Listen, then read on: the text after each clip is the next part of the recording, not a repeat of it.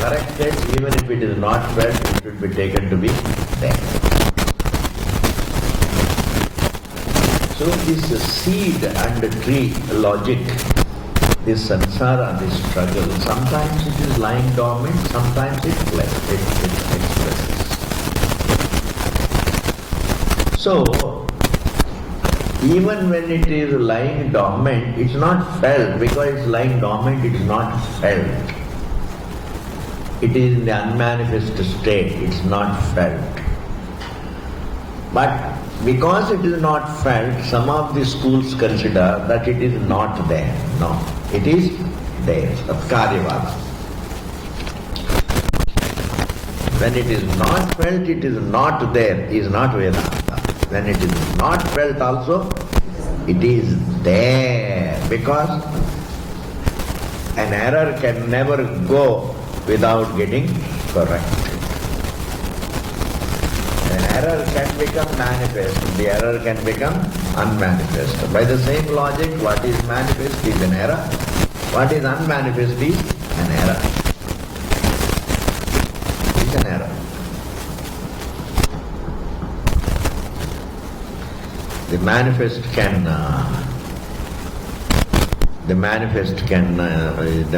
is samsara, the unmanifest is samsara. Is the error. If you say the manifest is an error, the unmanifest is an error, that means the error is, if you talk about the manifest, it is an error. If you talk about the unmanifest, it is an error. An error doesn't go away just by becoming unmanifest, it doesn't go away until it is corrected. This is something that makes the problem very, very profound. That only shows death is not the answer. Death is not the answer. Sleep is not the answer. Going to sleep is not the answer. Just dying is not the answer. Doping the mind is not the answer. Putting off the mind is not the answer. Just, doping the mind is not the answer. It's not even simple laya is the answer. Laya is not the answer. Because anything that has a laya can have again srishti. That is. Laya is not the answer. Ultimately it is correction, understanding what has laya, what has srishti, and where it has laya, and where it has srishti. These three sentences you can remember. Mind has laya, mind has srishti, perception has laya, perception has beginning, srishti, perception has laya, perception has srishti. And where it has laya and srishti, it is within Brahman, within the Swarupa. Therefore, that Swarupa is the Vastu. Therefore here, that is why he says, Upanishad is being begun here to enlighten a student of the Srishti-sthanam, Sthiti-sthanam and Laya-sthanam. In order to help the student correct the error, here is the Upanishad. Here the Upanishad begins. Tad viparita brahma vidya pratipatti pratipatyartha Upanishad arabhyate. The Upanishad is being begun. The Brihadaranyaka Upanishad is going to be long haul. It is going to be, hopefully by God's grace, it will all be enjoyable. So having understood that laya is not the answer, nor srishti is the answer, nor the sthiti is the answer, nor laya is the answer, but understanding the source, srishti-sthanam, sthiti-sthanam, laya-sthanam is the answer. This is what we were doing. Now we will continue. And Upanishad, once we say Upanishad, it means the primary meaning of the word Upanishad is Brahma Jnanam. The secondary meaning can be Brahma Upasana. The first primary meaning includes also even Parikara, Brahma Upasana. Understanding the truth is Upanishad, Brahma Jnanam is Upanishad, and all that helps a person, all that prepares a person to understand the truth is also a part of Upanishad. All the values that prepare a person, those values which prepare a person for understanding the truth are mentioned only in the Upanishad. That Shabda is the Pramana. Because a sociology doesn't talk about Vairagyamji. Iha amutra artha phala bhoga viraga, for what? A book of morals and ethics, a book of Dharma Shastra cannot talk about Vairagyam, total Vairagyam. Total Vairagyam as a precondition is mentioned only in the Upanishad. Upanishad only talks about Shamaha, Damaha, Uparatihi, Titiksha, Shraddha, Samadhanam, Mumukshutvam, especially Viveka, Vairagya and Mumukshutvam cannot be connected to anything. These values cannot be connected to anything, any achievement in the society. Viveka cannot be connected to any achievement in the society. Atma Anatma Viveka is not useful for any accomplishment in the society. Vairagyam is not a value that can be connected to any accomplishment in the society. Even Mumukshutvam is not something that can be used for, that can be connected to any accomplishment in the society. It is of no use. Therefore, Viveka, Vairagyam and Mumukshutvam, these three especially, are useful only, they find a mention only in the Upanishad. And therefore they are also a part of Brahma Vidya. All that prepares a person for Brahma Vidya is also a part of Brahma Vidya. Brahma Upasana is a part of Brahma Vidya, and Viveka, Vairagya, Mumukshutvam also are a part of Brahma Vidya. Now you may say Shama, Dama, Uparati, Titiksha, Shraddha, Samadhanam. Swamiji, are they not useful for social achievements? Not really Shama. Shama means freedom from desire. How Shama, freedom from desire, how is it going to be useful for accomplishment in the society? Because for every mundane achievement you require desire. Self-control, mental control in a different way. It's not mere, it's a mental control, self-control, uparatihi, titiksha, great tolerance, Shraddha, Samadhanam. That Shraddha, the trust in what the Vedanta says, is of no use in accomplishing anything in the society. Therefore, these values, these fourfold values, I want you to see correctly. These values are a part of Brahma Vidya because they are not useful elsewhere. They are not useful elsewhere. Viveka, Vairagyam, Shat-Sampatti, Mumukshutvam are the values which are useful only for Brahma Vidya. Otherwise, what are they? Vairagyam, what are you going to do? Vairagyam means, Vairagyam for the pleasure here and hereafter. Thus, Brahma Vidya, Upanishad, the primary sense of the word Upanishad is Brahma Vidya. And Brahma Upasana is for mental purity that helps you gain Brahma Vidya. Therefore, Brahma Upasana also is a part of Brahma Vidya. These values also are a part of Brahma Vidya. This is the primary meaning. What about the secondary meaning? The book is called Upanishad by the secondary meaning. It is Gaunartha. The Mukhya Artha, the primary meaning of the word Upanishad is Brahma Vidya, Brahma Upasanas and all the values.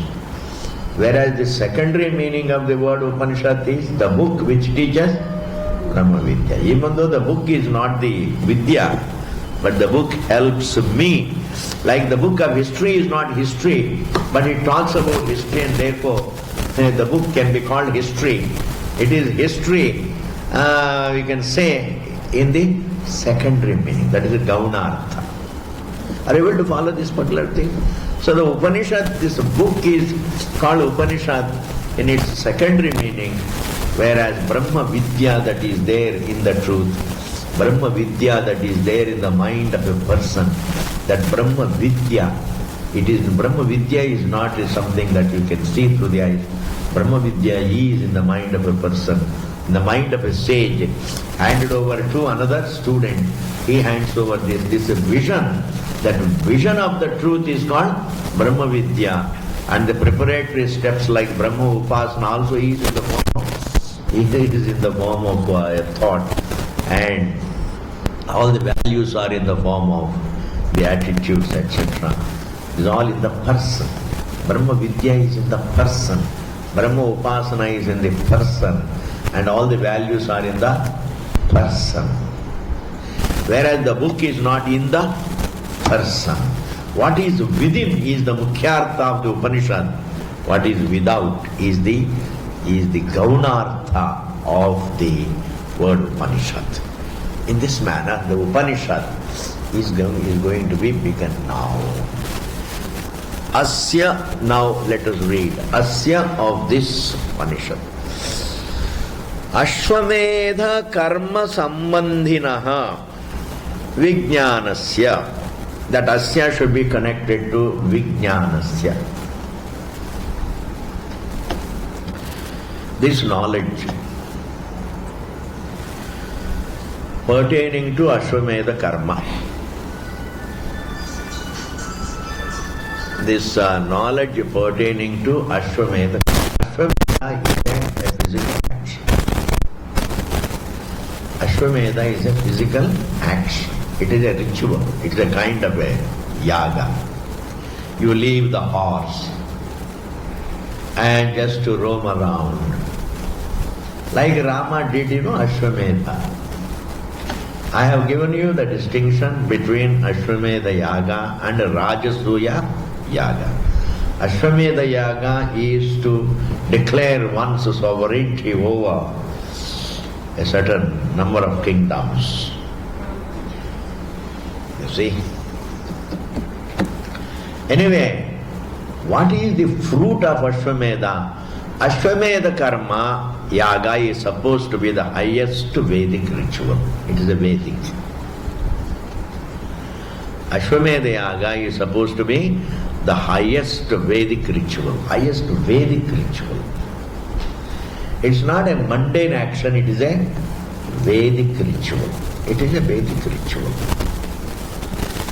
Therefore, every Kshatriya in India is a Vaidika, please understand. Don't think he is a Avaidika. He is a Vaidika. If he is not a Vaidika, he cannot perform Ashwamedha Yaga. So now, the Vedic, it is the Veda which talks about the Ashwamedha Yaga. And it is supposed to be the highest Vedic ritual. And because it is the highest Vedic ritual, it has the highest result. And the result of that Ashwamedha Yaga is Hiranyagarbha. Hiranyagarbha Pada. To reach the status of being Hiranyagarbha. Hiranyagarbha is supposed to be the highest material comfort. I don't know how to say it. Hiranyagarbha is the highest pedestal, material pedestal that one can gain. Like in a country, Prime Minister's post is the highest. Or the President's post is the highest. And therefore everybody looks for it. Similarly, in the creation, in the Virat, Indrapati, that is, to become an Indra is the highest pedestal. In the same manner, the result of Ashwamedha is to reach the position of a Hiranyagarbha, which is supposed to be the highest inside the creation. Now in this context, let me draw your attention. Parameshwara doesn't come under creation. Parameshwara is the source, is not karma phalam. Parameshwara is not karma phalam. Whereas Parameshwara, the first creation, when he physicalizes himself, that becomes the Hiranyagarbha. The subtlest creation is the Hiranyagarbha. Hiranyagarbha is like the dreamer and the dreamt put together, is called Hiranyagarbha. Hiranyagarbha means a state of perceiver, perceived, both together.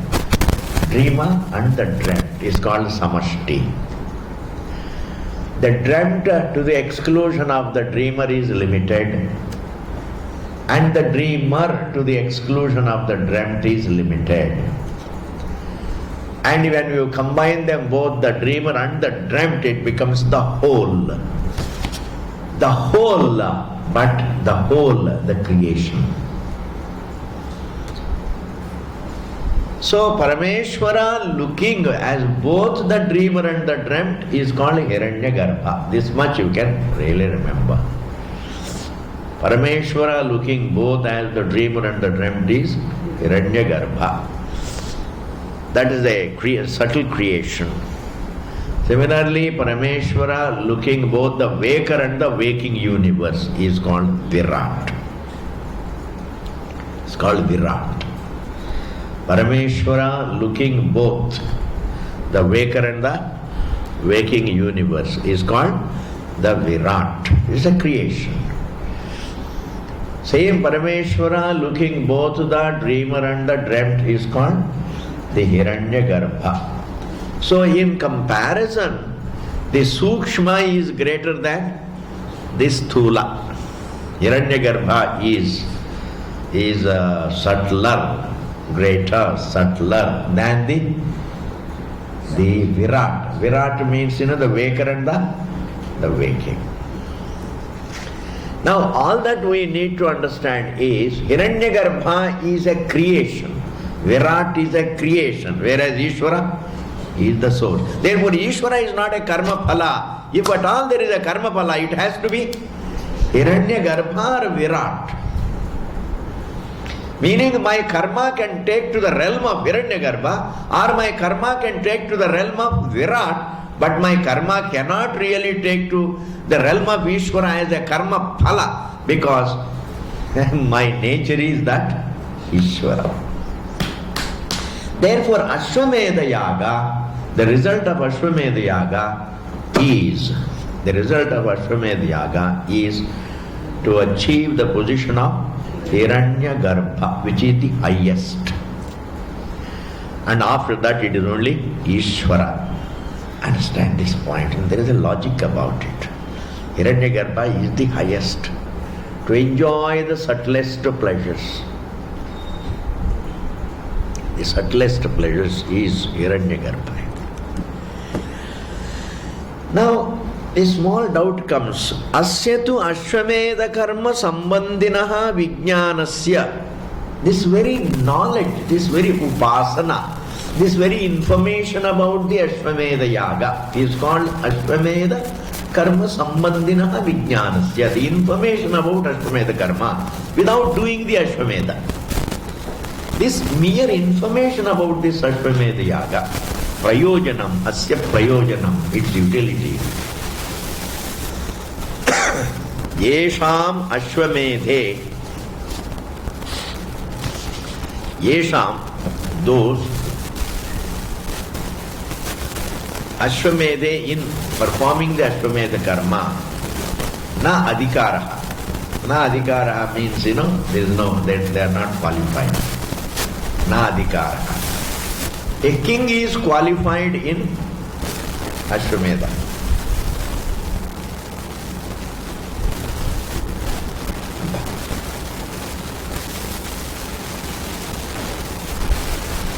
A king is qualified in Ashwamedha, but one who is not a king is not qualified in Ashwamedha. Adhikaraha, tesham, for them. Asmadeva Vijnanat. From the very knowledge of this karma, from the very information about the karma.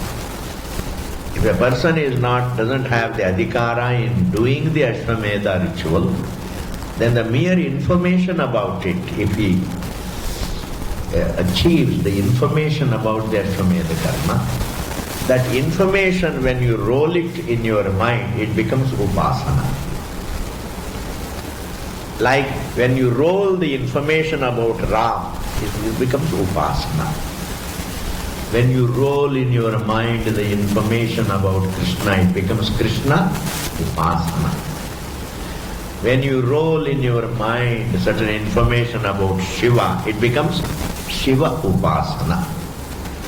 Or when you roll in your mind certain information about your children in America, it also becomes upasana. Upasana is nothing but just entertaining a thought about something. That is called upasana. Action is different, thought is different.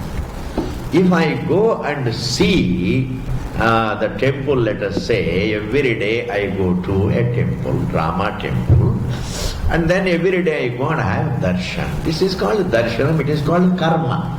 Going there, walking there is karma. Taking a flower is karma. And if I offer that flower to that deity, is called karma. Supposing I can't walk to the temple, I can't have the darshan of it. If I sit at home and think of the temple and think of the deity and roll it in my mind, then it becomes upasana. It also has phalam. But in the case of Ashwamedha, in fact, whatever phalam that you can have by doing the Ashwamedha, just the information about it, if you roll it in your mind, that upasana, you will have phalam. It is said here. The Shastra says, Asmadeva Vijnanat. If a person doesn't have the adhikara in performing the Ashwamedha, just by doing the upasana on it, Vijnanadeva, Phalaprapti, he can get the fruit. Mere Ashwamedha upasana. One is Ashwamedha karma. The other is Ashwamedha upasana. Ashwamedha upasana gives a person the same result as the Ashwamedha karma. Therefore, who does the Ashwamedha karma? The king performs it. King does the Ashwamedha karma. A layman can't do Ashwamedha. He can't have an Ashwa. He can't buy an Ashwa.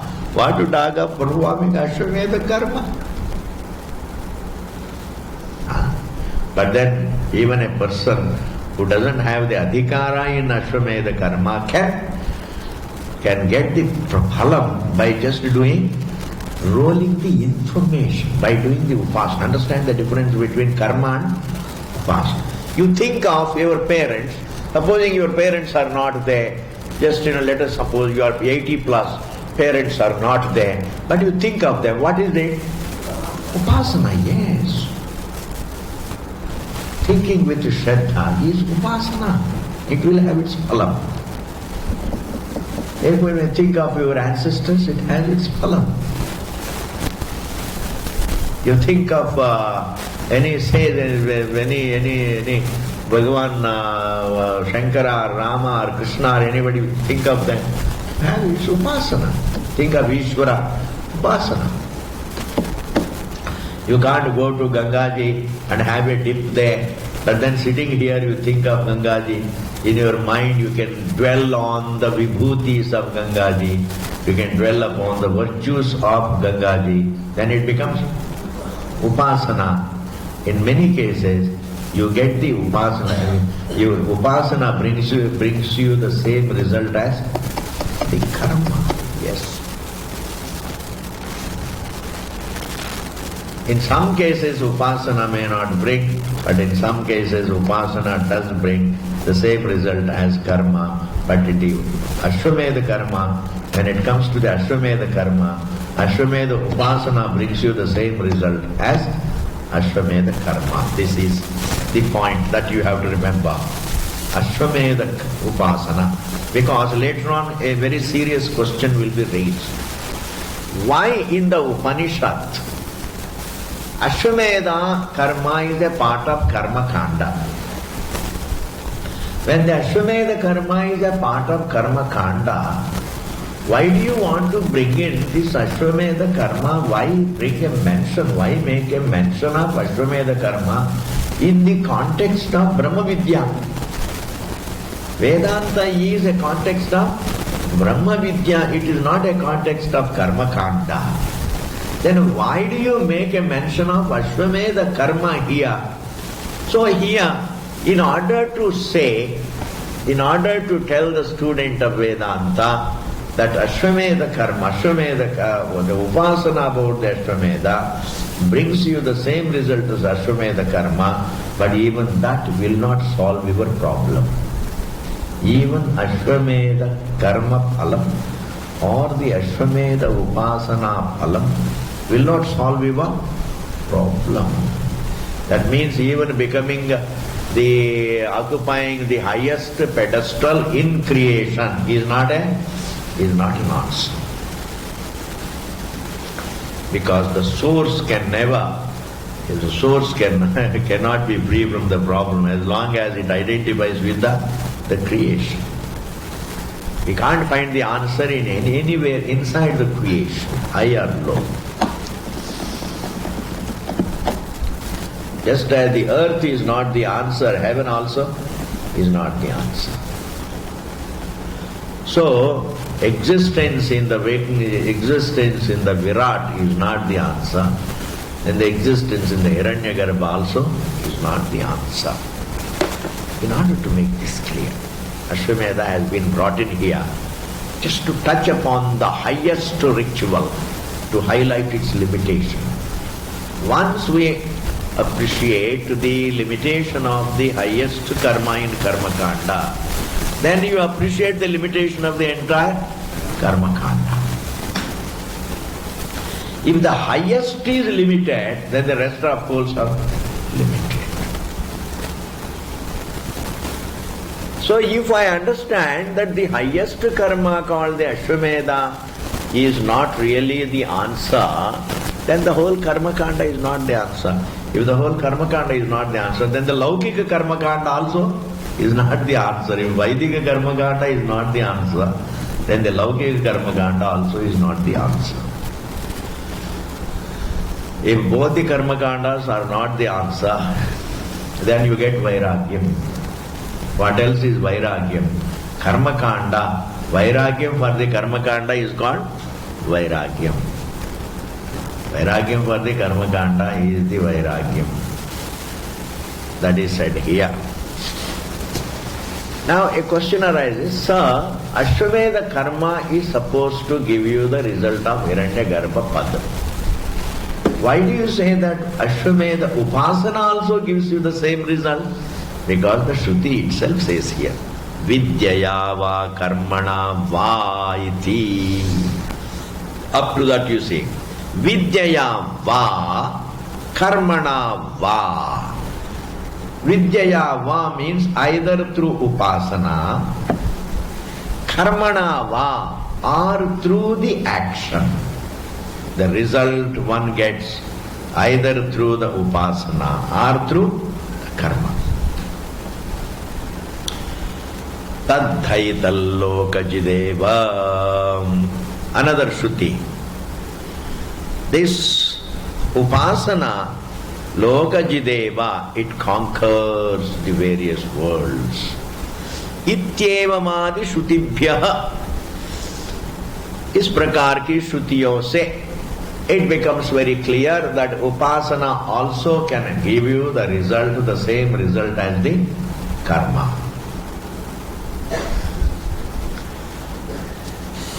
And now, this is a little analysis, Mimamsa is going on, so you have to follow it very great patience.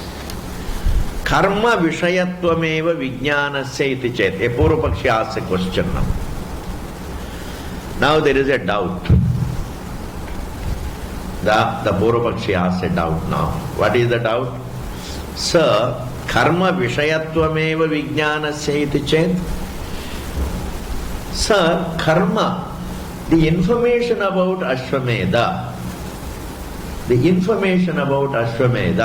has no purpose to serve other than facilitating karma, Ashwamedha karma. The information about Ashwamedha is meant only to facilitate Ashwamedha karma. So how can you say that the information about the Ashwamedha itself is going to give you the result? Why do you say that the Ashwamedha karma has the result? Ashwamedha upasana, the information about it also gives you the same result, because the information about Ashwamedha karma is only to help you perform the Ashwamedha. Like, the knowledge about cooking doesn't have the same result. The knowledge about the cooking is meant to help you cook. There the knowledge, cooking brings you food, but the knowledge about cooking doesn't bring you food. The information about cooking doesn't bring you food. But here it is totally different.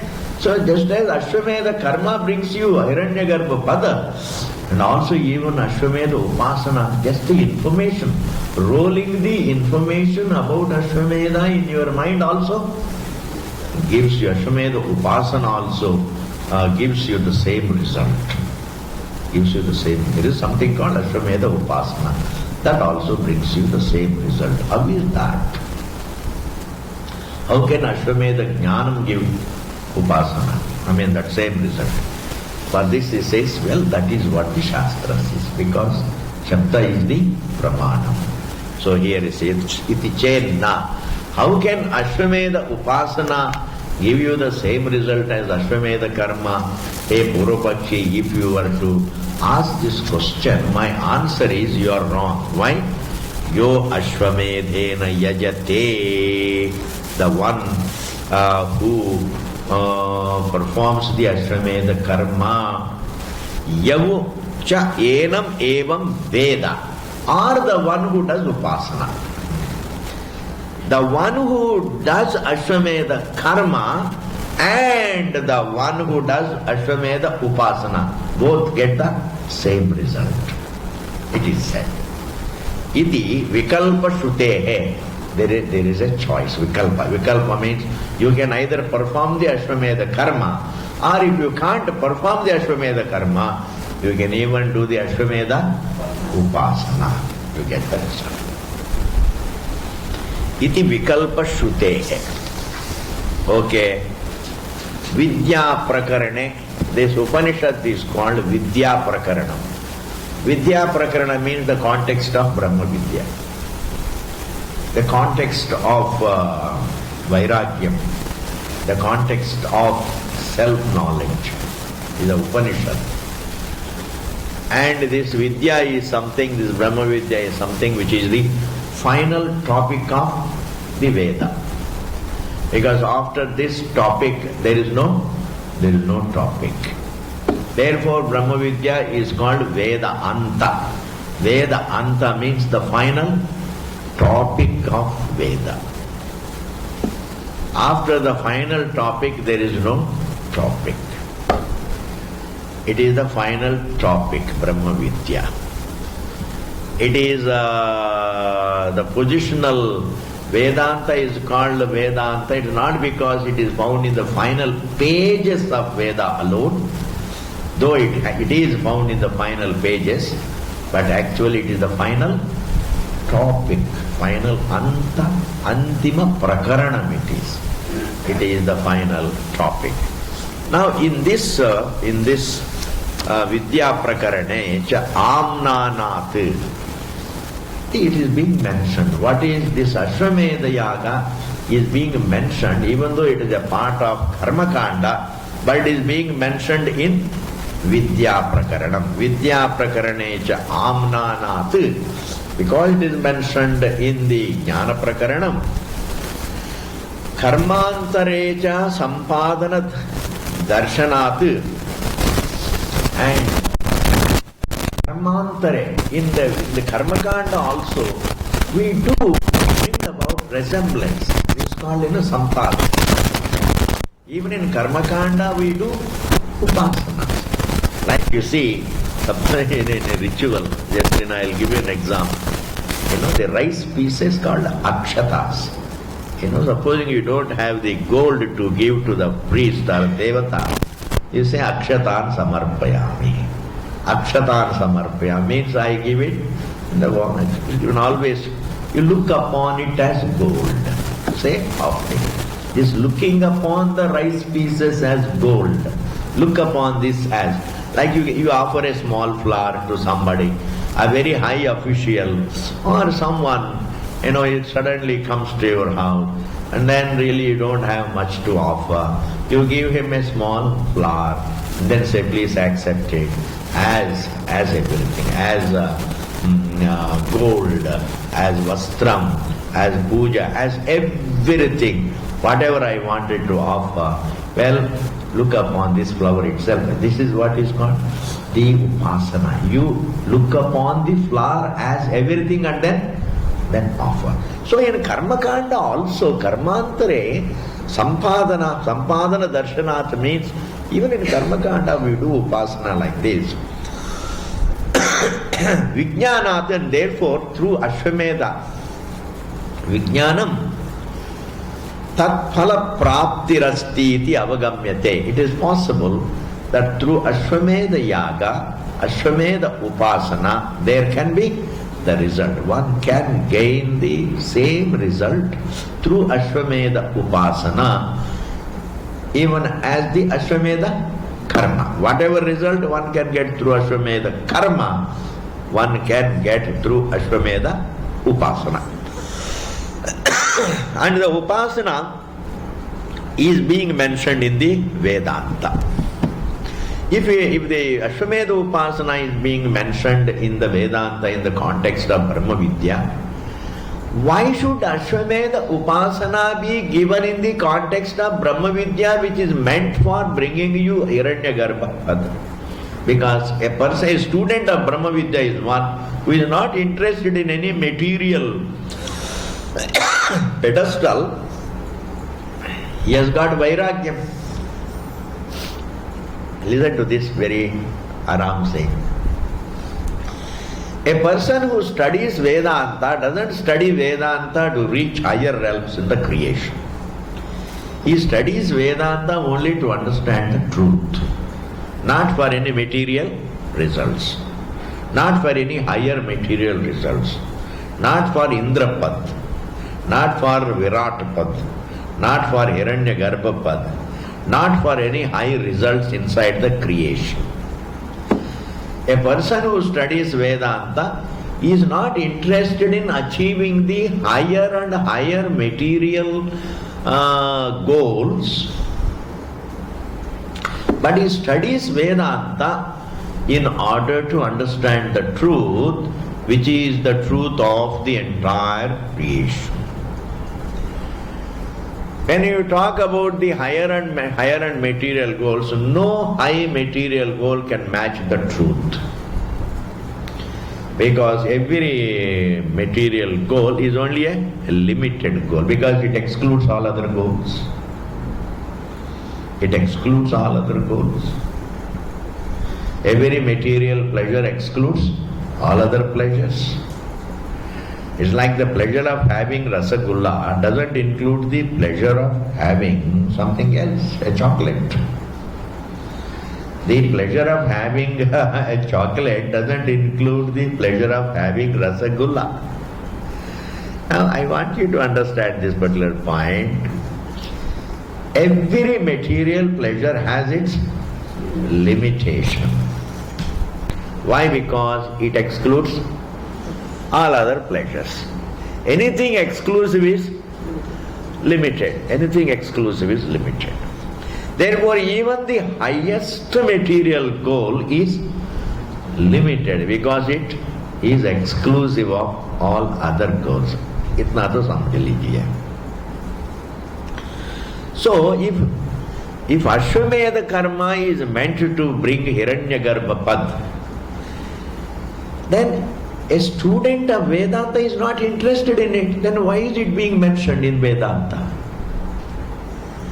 A student of Vedanta is not interested in Hiranyagarbha Pad.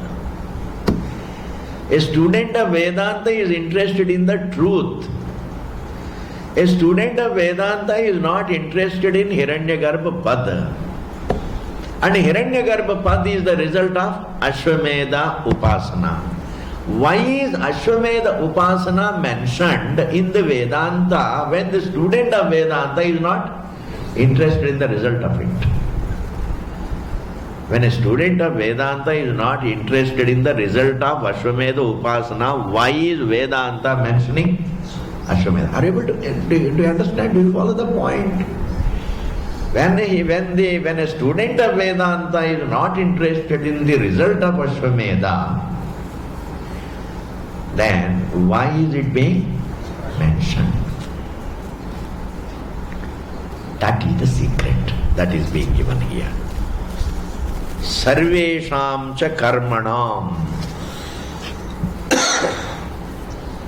Of all the Vedic rituals,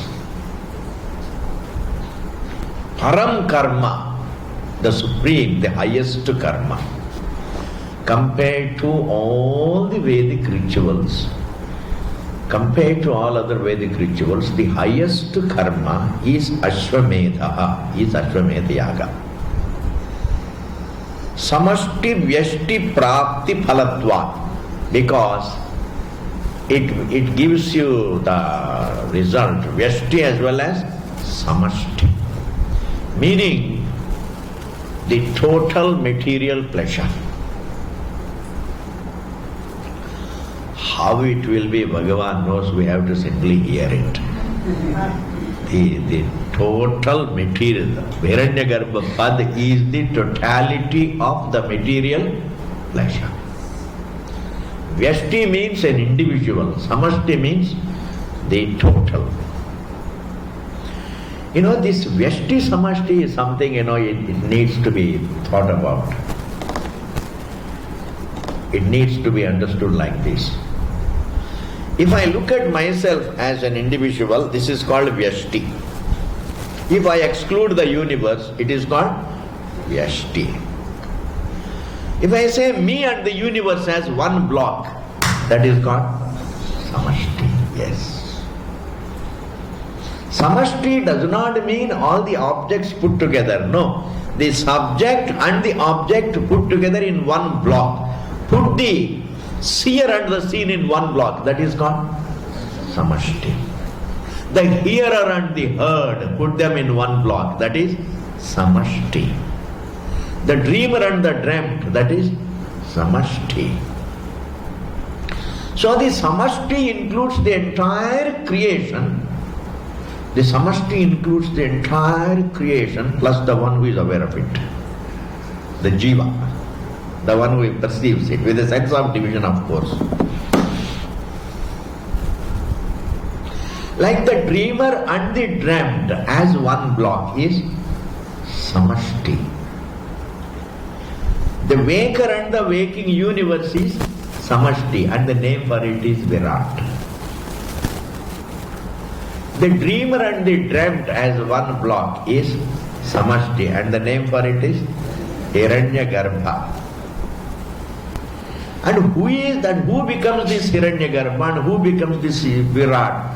It is Parameshwara looking as Virat, looking as Hiranyagarbha, but it is a part of creation. So, to enjoy the highest pleasure available in God's creation, the highest pleasure is the result of Ashwamedha Karma. And everybody loves the pleasure. Mundane actions we do for pleasures. And Vedic rituals also we perform for the pleasure. And pleasure means through pleasure I want to make myself happy. And the means to one's happiness we do not know except the sense pleasure. So a jiva, as an individual, he wants to make himself happy only through the pleasure. And let me see something pleasant and let me hear pleasant and become happy. Let me taste something nice. Let me touch something nice. Let me smell something nice. Let me feel something nice. Let me think something nice. Let me remember something nice. Let me read something nice. Let me talk to someone nice. Thus, I always want the pleasant things as a means to my happiness. The love for more and more pleasant things. That love is always there. Therefore, mundane actions we do for the anandam, and the Vaidika karma also we do for sense pleasure. Let me call it as sense pleasure. And the highest sense pleasure, here the Veda says there is a sense pleasure which is called the status of Hiranya Karma. And Ashwamedha karma gives you that result. Okay, ji. Ashwamedha samashti vyashti prapti palatva. Then why are you mentioning the Ashwamedha yaga in this Brahma Prakarana? In order to create vairagya in the mind of a student. That is said. Tasya chaiha Brahma Vidya Prarambhe, and right in the initial pages of Brahma Vidya, Amnanam, mentioning the Ashwamedha karma right in the beginning of Brihadaranyaka Upanishad, which Upanishad is the context of Brahma Vidya. Sarva Karmanam, in order to show Sarva Karmanam, all the karmas, mundane actions, as well as the religious actions, Vedic actions, Sansara Vishayatva, in order to show that all the karmas give us only sense pleasures, and sense pleasures are a part of struggle, are a part of samsara. So if all the karmas, Laukika karma as well as the Vaidika karma, if all of them are meant to give only sense pleasure, if all of them are meant to give only sense pleasure, how is sense pleasure is a part of samsara? How is it a part of samsara? To achieve a sense pleasure is a struggle. To retain it is a struggle. And it is lost, and after losing it again there is a struggle. Pleasure is a part of ongoing struggle. Please understand. Sense pleasure is a part of an ongoing struggle. Sense pleasure gives me a relief in the process of my struggle. Let me put it this way. It gives me a relief, but it doesn't answer. A sense pleasure gives me a relief. How does it give me a relief? Well, I get occupied with the pleasure and somehow I abide in the pleasure. When I abide, I have a relief. Whenever something pleasant, in a pleasant pleasure, I abide. My restlessness resolves. My distraction resolves. So when I abide without restlessness, when I abide without distraction, then I have little respite. I have a little restfulness. And that restfulness is a relief. And I look for it again and again. I look for it again and again. But it's not the answer. Because every time I get it, then I abide for a while and again it goes.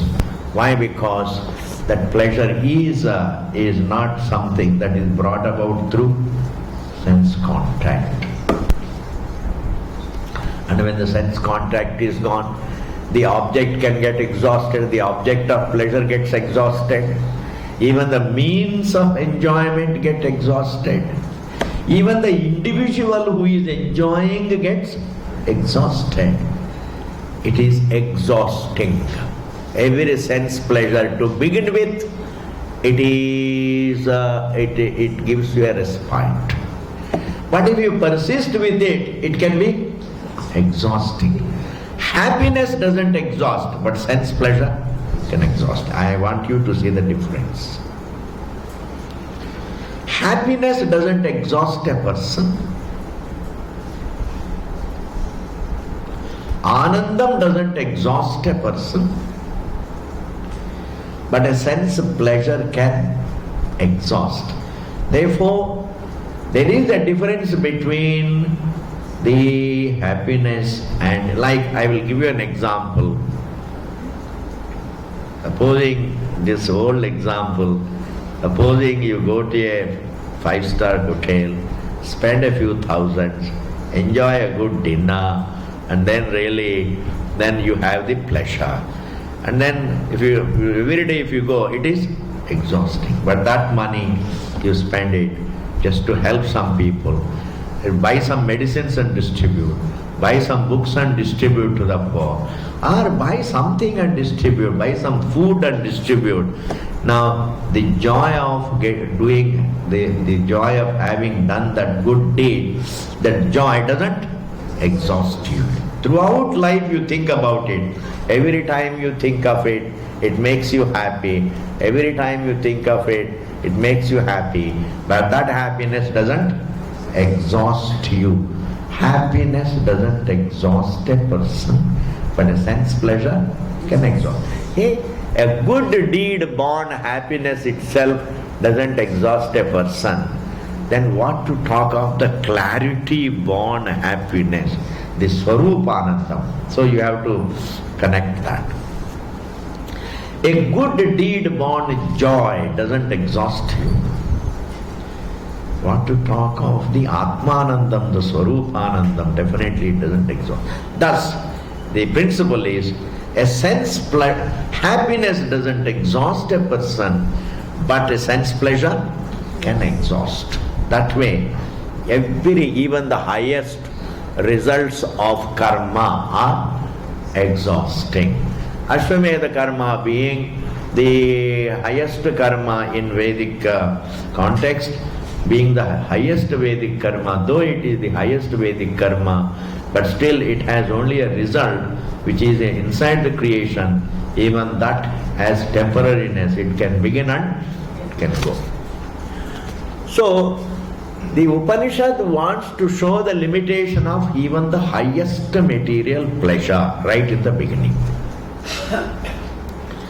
If the Upanishad can highlight the limitation of every pleasure in the creation, if the Upanishad can highlight the limitation of even the highest pleasure born of Ashwamedha Yaga, then the student is more relaxed.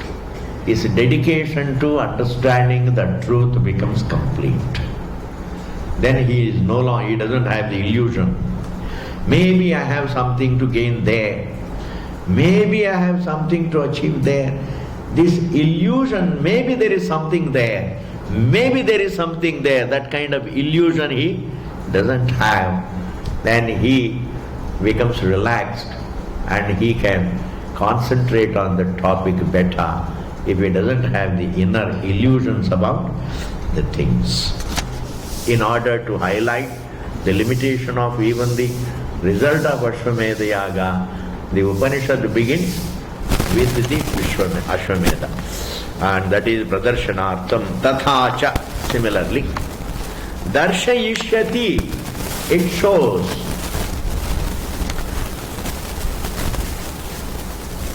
Phalam, the result of Ashwamedha, Darshayishyati Phalam, Ashanayam Mrityu Bhavam. Ashanayam Mrityu Bhavam. Even in the highest result, in every material pleasure, there is something very beautiful here. Even in the highest pleasure, the pang of hunger is there. The hunger for more is there. The hunger for more is the Ashanaya. I am going to interpret it in two ways. The hunger for more is one kind of hunger. The other hunger is the hunger that is biological. In every result, you have hunger for more and also biological hunger, because without the body you can't enjoy any result. Even to enjoy the Hiranyagarbha, even to enjoy the status, even to enjoy the pleasure of Hiranyagarbha, well, you need to have the embodiment. And wherever there is embodiment, there is hunger. So hunger is twofold. One is biological hunger, the physiological hunger, to eat, to eat, that is one hunger. The other is hunger for more and more pleasure, that is metaphorical hunger. I want more that is one kind of hunger. So in every pleasure there is ashanaya.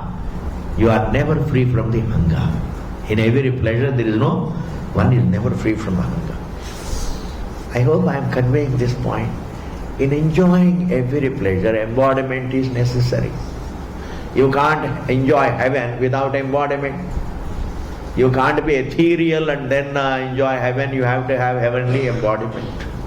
In order to enjoy this Martyaloka, you have to have a mortal body. To enjoy this